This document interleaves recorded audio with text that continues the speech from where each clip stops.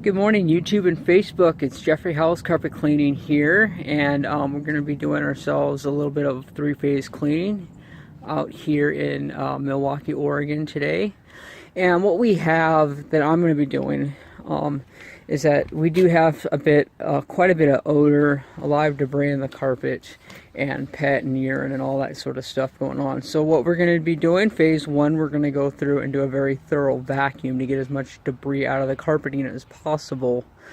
I'm probably going to go over it a couple of times at least in all directions to try to get as much debris up out of the carpeting as possible, because those contaminants that are in the carpeting are generally responsible for a lot of the odor, especially if you clean the carpets and you leave debris and mud and dirt and that sort of stuff in the carpeting. It will have a very high potential of leaving some lingering odors. So we're going to go ahead and do that, and then I'm going to take the ULV fogger that I have in the container here. I've got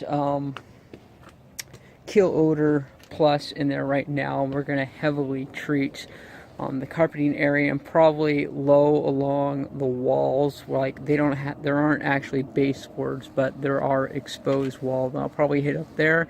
I don't know if it'll absorb any odors, but it'll just help to be more thorough.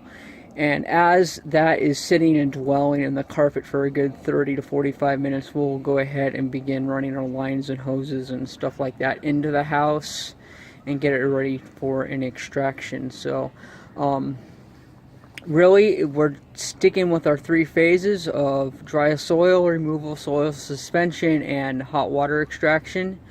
But we're also going to be throwing in a